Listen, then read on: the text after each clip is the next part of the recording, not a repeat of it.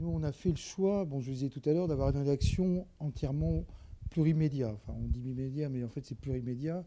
C'est-à-dire de pouvoir écrire sur tous les supports. Donc ça veut dire que nos rédacteurs, quand ils ont une information, qu'ils l'ont vérifiée, ils doivent la mettre en ligne tout de suite.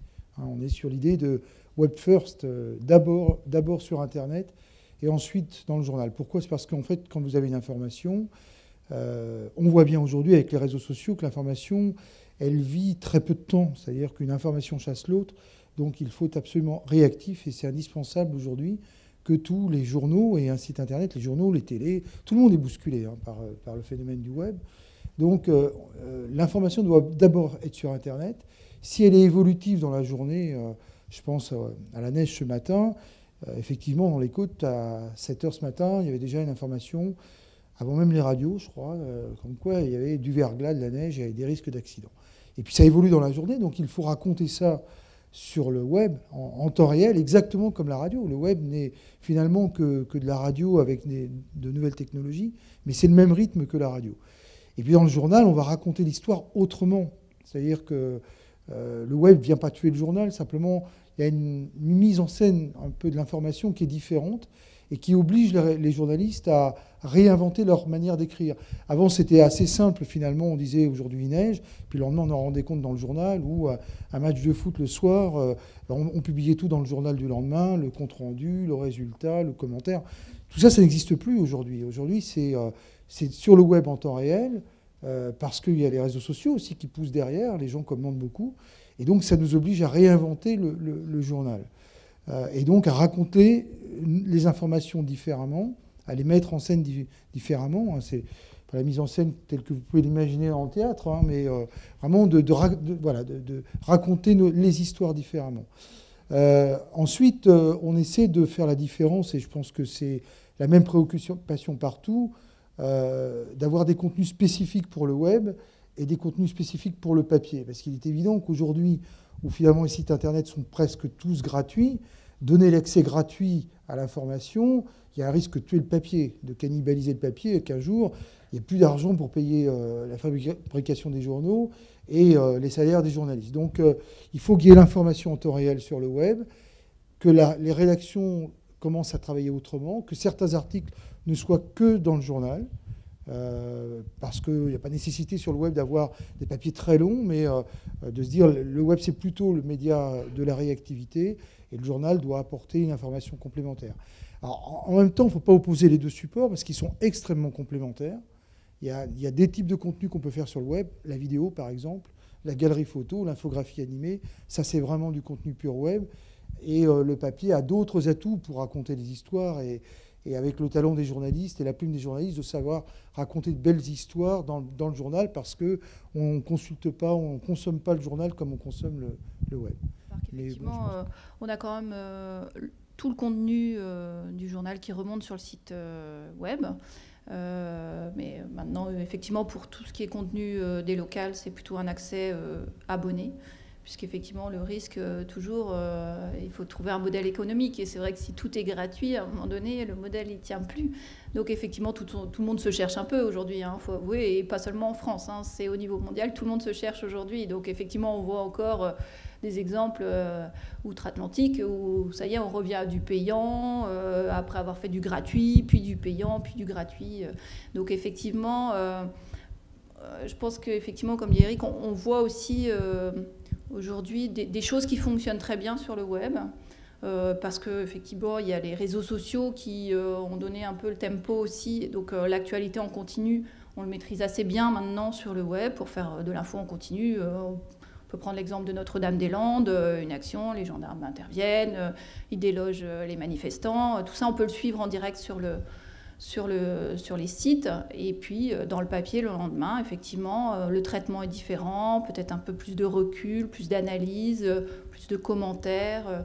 Le papier, effectivement, est peut-être aujourd'hui en train d'évoluer vers quelque chose de plus distancié, d'analyse, de réflexion, face à, effectivement, cette frénésie d'informations qu'on peut trouver en traitement en direct, mais qui a également son intérêt, puisqu'effectivement, suivre un événement en direct, c'est aussi passionnant, mais je pense qu'effectivement, petit à petit, les différents supports trouvent leur place et se concurrencent finalement de moins en moins. On fait du journalisme amplifié maintenant en apportant effectivement des contenus qui sont adaptés aux différents supports. C'est un métier qui est vraiment en pleine révolution. Vous ne le soupçonnez peut-être pas toujours, mais avant, le journaliste, c'était un peu le roi du pétrole, puisqu'il était le seul à connaître l'information au départ. Il était le seul donc à pouvoir la donner, il était le seul à pouvoir la commenter, l'analyser. Aujourd'hui, c'est plus du tout le cas. On voit bien que tout le monde fait de l'information sur les réseaux sociaux. Vous faites une vidéo d'un spectacle, vous mettez votre vidéo sur YouTube, vous commentez sur Facebook ou sur Twitter. Vous êtes témoin d'un événement, vous le racontez tout de suite en temps réel. Donc déjà, ça bouscule.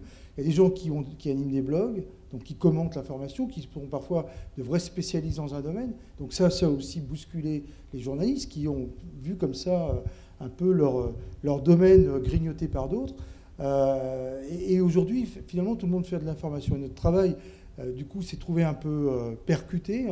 Il y a eu vraiment beaucoup de débats il y a une dizaine d'années sur que va-t-on devenir, est-ce que tous les journalistes ne seront pas des chômeurs demain. Ça a été une vraie préoccupation dans la profession. Et on voit qu'en fait, le web est en train de sans doute rafraîchir ce métier, de retourner aux origines de ce qu'est le métier de journaliste, qui reste toujours de vérifier l'info, de la mettre en perspective, de la raconter, de prendre la belle histoire.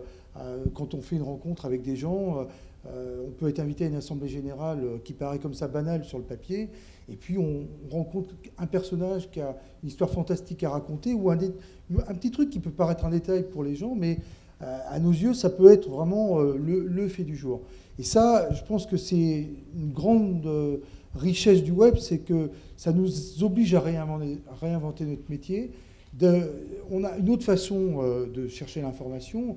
De plus en plus, on le voit bien, les réseaux sociaux prennent une place importante. Il ne faut pas donner plus d'importance que ça en a, mais pour autant, il y a de l'information qui circule. Donc nous, ça nous oblige à aller chercher cette info-là, la vérifier. On passe beaucoup plus de temps à vérifier. On fait peut-être moins de terrain comme on le faisait précédemment, mais par contre, on le fait différemment. C'est une autre façon de faire notre métier.